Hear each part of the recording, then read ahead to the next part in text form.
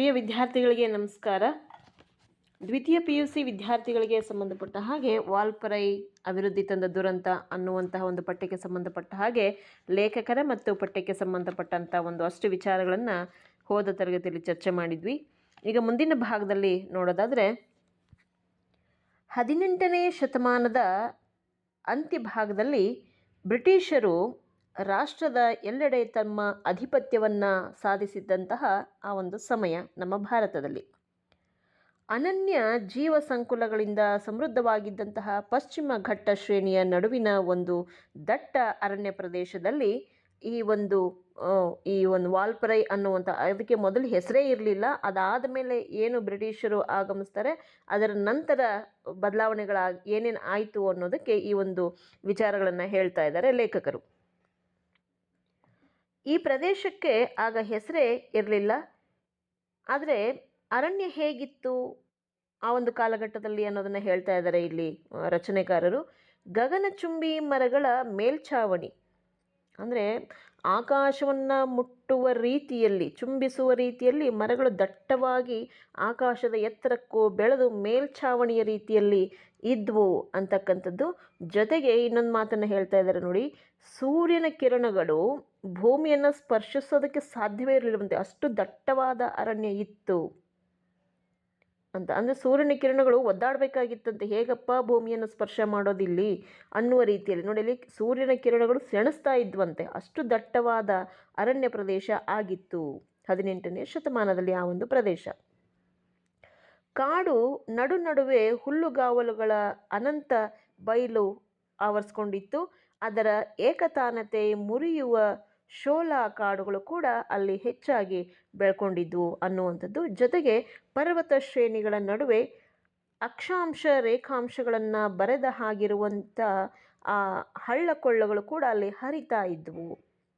ಕಗ್ಗತ್ತಲ ಖಂಡ ಅಂತ ಹೇಳಿ ಹೆಸರಾಗಿದ್ದಂತಹ ಆಫ್ರಿಕಾದಂತೆ ಆ ಹೊರನೋಟಕ್ಕೆ ಆ ಒಂದು ಪ್ರದೇಶ ಕಾಣಿಸ್ತಾ ಇತ್ತು. ಮತ್ತು ಜನರಿಗೆ ಆವತ್ತಿನ ಕಾಲಘಟ್ಟಕ್ಕೆ ಆ ಒಂದು ಪ್ರದೇಶವೇ ಪರಿಚಯ ಇರಲಿಲ್ಲ ಅಂತ. ನಂತರದ ದಿನಗಳಲ್ಲಿ ವಾಲ್ಪರೈ ಅಂತ ಹೇಳಿ ಅದಕ್ಕೆ ನಾಮಕರಣ ಮಾಡಲಾಗುತ್ತೆ. ಈ ಒಂದು ನಿಗೂಢ ಪ್ರದೇಶದ ಅಂತರಂಗವನ್ನು ಭೇದಿಸುವಂತಹ ಸಾಹಸಿಗರು ಯಾರೂ ಕೂಡ ಅಲ್ಲಿಗೆ ಬಂದಿರಲಿಲ್ಲ 18ನೇ ಶತಮಾನದ ಅಂತ್ಯಭಾಗದವರೆಗೂ. ಯಾವಾಗ 19ನೇ ಶತಮಾನದ ಆದಿಭಾಗಕ್ಕೆ ಬರ್ತೀವಿ ಆಗ ಬ್ರಿಟಿಷರ ಆಗಮನ ಆಯಿತು. ಆ ಬ್ರಿಟಿಷರು ಬಂದ ಮೇಲೆ ಈ ಏನು ಸಾಹಸ ಪ್ರವೃತ್ತಿ ಇದ್ದಂತಹ ಆ ವಿದೇಶಿಗರು ಎಲ್ಲೆಲ್ಲ ಹೋಗಿ ಏನೇನೆಲ್ಲ ಮಾಡಿದ್ರು, ಅದರಿಂದ ಆದಂತಹ ಅನಾಹುತಗಳೇನು ಅನ್ನೋಂಥದ್ದನ್ನು ಸೂಕ್ಷ್ಮವಾಗಿ ಹೇಳೋ ಪ್ರಯತ್ನ ಈ ಒಂದು ಲೇಖನದಲ್ಲಿ ಇರ್ತಕ್ಕಂಥದ್ದು. ನೋಡಿ, ಅಲ್ಲಿ ಹೇಳ್ತಾ ಇದ್ದಾರೆ, ಬ್ರಿಟಿಷರು ಆಗಮಿಸಿದ ನಂತರದಲ್ಲಿ ಈ ಅರಣ್ಯ ಅಜ್ಞಾತ ವಲಯವಾಗಿ ಬಹಳ ದಿನ ಉಳಿಯೋದೇ ಇಲ್ಲ ಅಂತ ಹೇಳ್ತಾರೆ. ಏಕೆಂದರೆ ಇಷ್ಟು ದಿನದವರೆಗೂ ಅಲ್ಲಿ ಒಂದು ಪ್ರದೇಶ ಇದೆ ಅನ್ನೋದನ್ನು ಯಾರಿಗೂ ಕೂಡ ಗೊತ್ತಿರಲಿಲ್ಲ. ಮತ್ತು ಅಲ್ಲಿ ಹೋಗುವ ಸಾಹಸವನ್ನು ಯಾರೂ ಮಾಡಿರಲಿಲ್ಲ, ಅಂದರೆ ಅಷ್ಟು ದಟ್ಟವಾದಂಥ ಅರಣ್ಯ ಪ್ರದೇಶ ಅದಾಗಿತ್ತು ಅಂತ. ಅದಾದಮೇಲೆ ಬ್ರಿಟಿಷರ ಆಗಮನದಿಂದಾಗಿ ಅಲ್ಲೊಂದು ಸ್ಥಳ ಇದೆ ಅನ್ನೋದು ಬೇಗ ಪ್ರಚಲಿತಕ್ಕೆ ಬರೋದಕ್ಕೆ ಶುರುವಾಯಿತು ಅಂತ. ಆ ವಿದೇಶಿಯರಿಗೆ, ಅಂದರೆ ಬ್ರಿಟಿಷರಿಗೆ ಹೊಸದನ್ನು ಶೋಧಿಸುವಂತಹ, ಅನ್ವೇಷಿಸುವಂತಹ ಪ್ರವೃತ್ತಿ ಅನುಷಂಗಿಕವಾಗಿ ಬಂದಿದ್ದರಿಂದನೋ ಏನೋ ಅವರ ಆ ಒಂದು ಗುಣವೇ ನಮ್ಮ ಇಡೀ ಭಾರತದಲ್ಲಿರುವಂತಹ ಅಜ್ಞಾತ ಪ್ರದೇಶಗಳೆಲ್ಲವೂ ಕೂಡ ಜ್ಞಾತವಾಗಿ ಬದಲಾವಣೆ ಆಗೋದಕ್ಕೆ ಶುರುವಾಯಿತು. ಜೊತೆಗೆ ದುರಂತಗಳು ಕೂಡ, ಅಭಿವೃದ್ಧಿ ಹೆಸರಿನಲ್ಲಿ ದುರಂತಗಳು ಕೂಡ ನಡೆಯೋದಕ್ಕೆ ಶುರುವಾಯಿತು. ಇವತ್ತು ಇಲ್ಲಿಗೆ ಬಂದು ನಿಂತಿದ್ದೀವಿ ನಾವು ಅಂತ ಹೇಳಿದ್ರೆ ಅದೆಲ್ಲದಕ್ಕೂ ಕೂಡ ವಿದೇಶಿಯರ ಆಗಮನವೇ ಮೂಲ ಒಂದು ಆಧಾರ ಅಥವಾ ಅಂಶ ಅಂತ ಹೇಳಿ, ಕಾರಣ ಅಂತ ಹೇಳಿ ನಾವು ಹೇಳಬೇಕಾಗುತ್ತೆ. ಏಕೆಂದರೆ ಇವತ್ತು ನೋಡಿ, ಎಲ್ಲೋದ್ರೂ ಈ ಕಾಡುಗಳ ನಾಶ ಇರಲಿ, ಬೆಳೆದು ತಿನ್ನುವಂತಹ ರೈತರ ಜಮೀನುಗಳನ್ನು ಕೂಡ ಇವತ್ತು ಕಬಳಿಸುವಂತಹ ಕೆಲಸಗಳು ನಡೀತಾ ಇದೆ ಭೂಮಿಯ ಅಭಿವೃದ್ಧಿಯ ಹೆಸರಿನಲ್ಲಿ. ಅದನ್ನು ಕೂಡ ಹೇಳ್ತಾ ಹೋಗ್ತಾರೆ. ಅದಕ್ಕೆ ಒಂದಷ್ಟು ವಿಚಾರಗಳು ಸೂಕ್ಷ್ಮವಾಗಿ ವಿದ್ಯಾರ್ಥಿಗಳ ಮನಸ್ಸಿಗೆ ತಾಗಲಿ ಅನ್ನುವ ಕಾರಣಕ್ಕೆ ಇಂತಹ ವಿಚಾರಗಳನ್ನು ಹೇಳೋ ಪ್ರಯತ್ನಗಳನ್ನು ಮಾಡುತ್ತೆ ಅಂತ. 1890ರಲ್ಲಿ ಕಾರ್ವೇರ್ ಮಾರ್ಷ್ ಅನ್ನುವಂತಹ ಒಬ್ಬ ಬ್ರಿಟಿಷ್ ವ್ಯಕ್ತಿ ಕುದುರೆ ಏರಿ ಕೊಯಮತ್ತೂರಿನಿಂದ ದಕ್ಷಿಣಕ್ಕೆ 100 ಕಿಲೋಮೀಟರ್ ದೂರದ ವಾಲ್ಪರೈಗೆ ಬರ್ತಾನೆ. ಬಂದಾಗ ಅಲ್ಲಿದ್ದಂತಹ ಒಂದು ಆ ಅರಣ್ಯ ಹೇಗಿತ್ತು ಅನ್ನೋದನ್ನು ಹೇಳ್ತಾ ಹೋಗ್ತಾರೆ ನೋಡಿ. ಆ ವಾಲ್ಪರೈಗೆ ಆ ವ್ಯಕ್ತಿ ಬರ್ತಾನೆ, ಕಾರ್ವರ್ ಮಾರ್ಷ್ ಅನ್ನುವಂಥ ವ್ಯಕ್ತಿ ಕುದುರೆ ಏರ್ಕೊಂಡು ಬರ್ತಾನೆ ಕೊಯಮತ್ತೂರು ದಿಕ್ಕಿನ ಕಡೆಯಿಂದ ದಕ್ಷಿಣದ 100 ಕಿಲೋಮೀಟರ್ವರೆಗೆ ಬರ್ತಾನೆ ಅಲ್ಲಿರ್ತಕ್ಕಂಥ ವಾಲ್ಪರೈಗೆ. ಜೀರುಂಡೆಗಳ ಗದ್ದಲದಲ್ಲಿ ತನ್ಮಯವಾಗಿದ್ದಂತಹ ಕಗ್ಗತ್ತಲ ಅರಣ್ಯವನ್ನು ಪ್ರವೇಶಿಸ್ತಾನೆ. ಆ ಅಲ್ಲಿ ಇಡೀ ಕಗ್ಗತ್ತಲಾಗಿತ್ತದು, ಹಗಲು ಹೊತ್ತಿನಲ್ಲೇ ಕಗ್ಗತ್ತಲಾಗಿ ಕಂಡು ಬರ್ತಾ ಇದ್ದಂತಹ ಕಾಡು. ಆ ಅನ್ವೇಷಣೆಗೆ ಬಂದಂತಹ ಮಾರ್ಷ್ಗೆ ತಾನು ಒಂದು ಚಕ್ರವ್ಯೂಹದಲ್ಲಿ ಸಿಕ್ಕಿಬಿದ್ದಿದ್ದೀನಿ ಅನ್ನುವಂಥದ್ದು ಅರಿವಾಗೋದಿಲ್ಲ. ತದನಂತರದಲ್ಲಿ ಅರಿವಾಗುತ್ತೆ ಅವನಿಗೆ. ಅಂದರೆ ಅಷ್ಟು ದಟ್ಟವಾಗಿತ್ತು, ಒಳಗಡೆ ಪ್ರವೇಶ ಮಾಡಿದ್ರೆ ಹೊರಗಡೆ ಬರಲಿಕ್ಕೆ ದಾರಿ ಇರಲಿಲ್ಲ. ಅಂತಹ ದಟ್ಟ ಅರಣ್ಯವನ್ನು ಅವನು ಪ್ರವೇಶಿಸಿದಾಗ ಅವನಿಗೆ ಅನಿಸುತ್ತೆ, ಓ ನಾನೆಲ್ಲೋ ಬೇರೆ ಕಡೆ ಬಂದುಬಿಟ್ಟಿದ್ದೀನಿ, ಹೊರಗಡೆ ಹೋಗಲಿಕ್ಕೆ ನನಗೆಲ್ಲೂ ದಾರಿ ಸಿಗ್ತಾ ಇಲ್ಲ ಅಂತ ಹೇಳಿ ಅವನಿಗೆ ಅರಿವಾಗುತ್ತೆ. ಆದರೆ ಅನ್ವೇಷಣೆಯವರ ಹುಟ್ಟುಗುಣ ಆಗಿತ್ತಲ್ಲ, ಅನುಷಂಗಿಕವಾಗಿ ಬಂದಿರತಕ್ಕಂಥದ್ದಲ್ಲ ವಿದೇಶಿಯರಿಗೆ. ಹಾಗಾಗಿ ಅವನು ತನ್ನ ಆ ಒಂದು ಛಲವನ್ನು ಬಿಡೋದಿಲ್ಲ, ಹೇಗಾದರೂ ಮಾಡಿ ದಾರಿಯನ್ನು ಹುಡುಕೋಬೇಕು, ಈ ಒಂದು ಕಾಡಿನಿಂದ ಹೊರಗಡೆ ಬರಬೇಕು ಅಂಥೇಳಿ ಪ್ರಯತ್ನವನ್ನು ಪಡ್ತಾನೆ. ಇವತ್ತು ಆ ಒಂದು ವಾಲ್ಪರೈ ಏನಾಯಿತು ಆ ವ್ಯಕ್ತಿಯಿಂದ ಅನ್ನೋದನ್ನು ಹೇಳ್ತಾ ಇದ್ದಾರೆ. ಹೆಜ್ಜೆ ಹೆಜ್ಜೆಗೂ ಸರಪಳಿಯ ರೀತಿಯಲ್ಲಿ ಮರದಿಂದ ಮರಕ್ಕೆ ಬಿದ್ದಿದ್ದಂತಹ 106 ಬಳ್ಳಿಗಳನ್ನು ಭೇದಿಸುವುದು ಅವನಿಗೆ ಒಂದು ಸವಾಲಿನ ರೀತಿಯಲ್ಲಿ ಕಂಡುಬಂತು. ದಾರಿ ಸಾಗದಲೇ 1-2 ರಾತ್ರಿಗಳು ಕಳೆದಾಗ ಕುದುರೆಯ ಮೇಲೆ ಹೇರ್ಕೊಂಡು ಏನು ಅವನಿಗೆ ಊಟ ಉಪಹಾರಕ್ಕೆ ಬೇಕಾಗಿದ್ದಂತಹ ತಿಂಡಿ ತಿನಿಸುಗಳೆಲ್ಲವೂ ಕೂಡ ಖಾಲಿ ಆಗ್ತಾ ಹೋಯಿತು. ತಾನು ನುಸುಳಿ ಬಂದ ದಾರಿಯನ್ನು ಮತ್ತೆ ಹುಡುಕುವ ಪ್ರಯತ್ನವನ್ನು ಮಾಡ್ತಾನೆ ಆತ. ಆದರೆ ಅದೆಲ್ಲವೂ ಕೂಡ ಫೇಲ್ಯೂರ್ ಆಗುತ್ತೆ, ಸಫಲವಾಗಲಿಲ್ಲ ಅಂತ. ಬಹುಶಃ ತನ್ನ ಹುಚ್ಚು ಸಾಹಸ ಇಷ್ಟು ಗಂಭೀರವಾದ ಸ್ವರೂಪವನ್ನು ಪಡ್ಕೊಳ್ಳುತ್ತೆ ಅನ್ನುವಂಥ ಅಂದಾಜು ಕೂಡ ಆತನಿಗೆ ಇರಲಿಲ್ಲ. ಆದರೆ ಧೃತಿಗೆಡೋದಿಲ್ಲ ಆತ. ಉಪವಾಸ ಅಂದರೆ ತಾನು ತಂದಂತಹ ಏನು ಪರಿಕರಗಳಿತ್ತು, ಅವನಿಗೆ ಆಹಾರ ಧಾನ್ಯಗಳಿತ್ತು, ಎಲ್ಲವೂ ಕೂಡ ಖಾಲಿಯಾಯಿತು. ಆದರೆ ಮುಂದೆ ಹೇಗೆ ಅನ್ನೋದನ್ನು ಸೋಲೊಪ್ಕೊಳ್ಳೋದಿಲ್ಲ ಆತ. ಹೇಗಾದರೂ ಮಾಡಿ ಏನಾದರೂ ಒಂದು ದಾರಿಯನ್ನು ಹುಡುಕೊಳ್ಳಬೇಕು ಅನ್ನುವಂಥ ಸತತ ಪ್ರಯತ್ನವನ್ನು ಆತ ಮಾಡ್ತಾ ಬಂದ. ತನಗೆ ಎದುರಾದಂತಹ ಸವಾಲುಗಳಿಗೆ ಕುಗ್ಗದಲೇ ಮುಂದುವರಿತಾ ಮಾರ್ಷ್ ಏನು ಮಾಡ್ತಾನೆ, ಜನರೇನಾದರೂ ಓಡಾಡ್ತಾ ಇದ್ದಾರಾ, ಓಡಾಡಿದಾಗ ಆ ಸವಿಯುತ್ತಲ್ಲ ದಾರಿ, ಅದರ ಒಂದು ಸೂಚನೆಗಳನ್ನು ಹುಡುಕ್ತಾ ಹೋಗ್ತಾನೆ ಅವನು. ಎಲ್ಲಾದರೂ ಕಿರುದಾರಿ ಕಾಣಿಸುತ್ತಾ ನೋಡೋಣ ಅಂಥೇಳಿ ಆ ಒಂದು ಅನ್ವೇಷಣೆಯಲ್ಲಿ ತೊಡಗಿಕೊಳ್ತಾನೆ. ಅದೇ ಜಾಡನ್ನು ಹಿಡಿದು ಸಾಗಿದಾಗ ಒಂದಷ್ಟು 4-6 ಪುಟ್ಟ ಗುಡಿಸಲುಗಳಿದ್ದಂಥ ಒಂದು ಹಾಡಿಯನ್ನು ನೋಡ್ತಾನೆ. ಅಂದರೆ ಒಂದಷ್ಟು ಮನೆಗಳಿದ್ದಂತಹ ಜಾಗ ಅವನಿಗೆ ಕಣ್ಣಿಗೆ ಬೀಳುತ್ತೆ. ಅವನಿಗೆ ಆ ಗುಡಿಸಲುಗಳನ್ನು ನೋಡಿದ ತಕ್ಷಣವೇ ತುಂಬ ಖುಷಿಯಾಯಿತು. ಜೊತೆಗೆ ಅಲ್ಲಿ 10 ಆದಿವಾಸಿಗಳು ಕೂಡ ಇದ್ದುದನ್ನು ನೋಡ್ದ. ಮಾರ್ಷ್ನ ಕುದುರೆಯ ಆ ಒಂದು ಏನು ಅವನು ಕುರಪುಟದ ಒಂದು ಸದ್ದಿತ್ತಲ್ಲ, ಅದನ್ನು ನೋಡಿದ ತಕ್ಷಣ ಆ ಆದಿವಾಸಿಗಳಿಗೆ ಭಯ ಆಯಿತು. ಯಾಕೆಂದರೆ ಈ ರೀತಿಯಾದಂಥ ವೇಷಭೂಷಣ ಹಾಕ್ಕೊಂಡು ಆ ಥರದ ಆ ಒಂದು ಪ್ರಾಣಿಯ ಮೇಲೆ ಆತ ಬಂದಿದ್ದಾನೆ ಅಂದಿದ ತಕ್ಷಣ ಅವರು ಯಾವುದೋ ನಮಗೆ ಗೊತ್ತಿಲ್ಲದ ಯಾವುದೋ ಒಂದು ಪ್ರಾಣಿ ಬಂದಿದೆಯೇನೋ ಅನ್ನುವ ರೀತಿಯಲ್ಲಿ ಅವರಿಗೆ ಗಾಬರಿ ಆಗುತ್ತೆ. ತಕ್ಷಣ ಅವರು ಮಿಂಚಿನ ರೀತಿಯಲ್ಲಿ ಅಲ್ಲಿಂದ ಮಾಯವಾಗಿ ಹೋಗ್ತಾರೆ ಹೆದರ್ಕೊಂಡು ಅನ್ನುವಂಥದ್ರಲ್ಲಿ ಹೇಳ್ತಾ ಇದ್ದಾರೆ.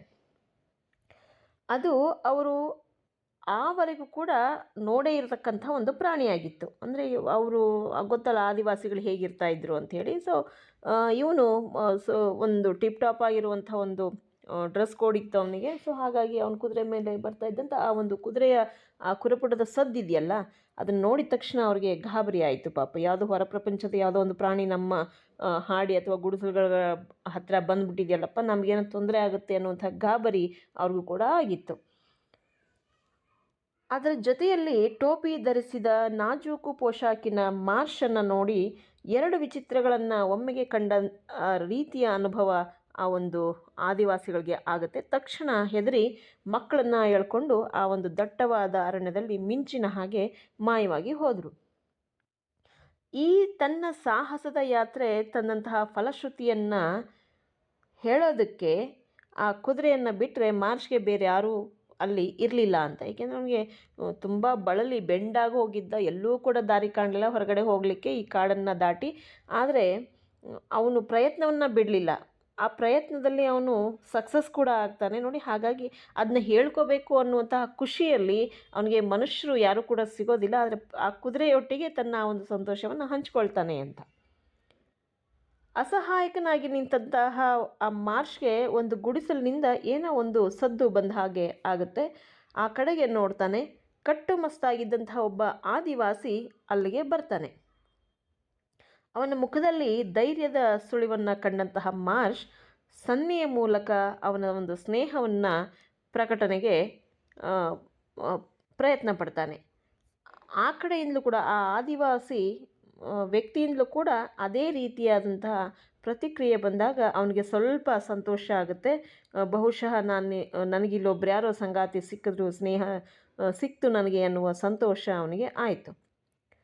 ಮಾರ್ಷ್ಗೆ ಆ ಮನುಷ್ಯನೊಡನೆ ಸ್ನೇಹವನ್ನು ಸಂಪಾದಿಸೋದಕ್ಕೆ ಹೆಚ್ಚು ಸಮಯ ಬೇಕಾಗಲಿಲ್ಲ ಅಂತಕ್ಕಂಥದ್ದು. ಆ ಒಂದು ತೆರೆದ ಗುಡಿಸಲಿನಲ್ಲಿ ಇಬ್ಬರು ಕೂಡ ಬಿಡಾರವನ್ನು ಹಾಕಿದ್ರು. ಬಹುಶಃ ಅವತ್ತಿನ ದಿನ ಮಾರ್ಷ್ಗೆ ಆ ಒಬ್ಬ ವ್ಯಕ್ತಿ ಸ್ನೇಹವನ್ನು ಪ್ರಕಟಣೆಗೆ ಒಳಪಡಿಸಲೇ ಇದ್ದಿದ್ದರೆ ವಾಲ್ಪರೈ ಇವತ್ತು ನಾಶ ಆಗ್ತಿರ್ಲಿಲ್ವೇನೋ ಅಂತ, ಅಭಿವೃದ್ಧಿಯ ಹೆಸರಿನಲ್ಲಿ. ಏಕೆ ಅಂತ ಹೇಳಿದ್ರೆ ಮಾರ್ಷ್ಗೆ ದಾರಿ ಸಿಕ್ಕಿತ್ತು, ಅವನು ಹೋಗೋ ಪ್ರಯತ್ನವನ್ನು ಮಾಡಿದ್ದಿದ್ರೆ ಬಹುಶಃ ಇವ್ರು ಯಾರೂ ಅವನಿಗೆ ಪ್ರತಿಕ್ರಿಯೆ ಕೊಡದಲೇ ಇದ್ದಿದ್ದರೆ ಆ ಕಾಡು ಹಾಗೆ ಉಳಿತಾ ಇತ್ತು ಇವತ್ತಿನ ಒಂದು ಹಂತಕ್ಕೆ ಬಂದಾಗಲೂ ಕೂಡ ಅನ್ನುವಂಥದ್ದು. ಆದರೆ ಅದೇ ಒಂದು ವಿನಾಶಕ್ಕೆ ದಾರಿಯನ್ನು ಮಾಡಿಕೊಡ್ತು ಅನ್ನೋದು ದುರಂತ. ಆ ಸ್ನೇಹವೇ ಆ ಒಂದು ವಾಲ್ಪರೈನ ನಾಶಕ್ಕೆ ಕಾರಣ ಆಯಿತು ಅಂತ. ಮಾರ್ಷ್ಗೆ ಪರಿಚಯವಾದದ್ದು ಪೂರ್ಣಚ್ಚಿ ಅನ್ನುವಂತಹ ಆದಿವಾಸಿ. ಬಹುಶಃ ಅವತ್ತವನು ಆ ಒಂದು ಸ್ನೇಹದ ಒಂದು ಹಸ್ತವನ್ನು ಚಾಚದಲ್ಲೇ ಇದ್ದಿದ್ದರೆ ಅದು ನಿಸರ್ಗದತ್ತವಾಗಿ ಹಾಗೆ ಆ ಒಂದು ಸಂಪತ್ತು ಉಳಿತಾ ಇತ್ತೋ ಏನೋ.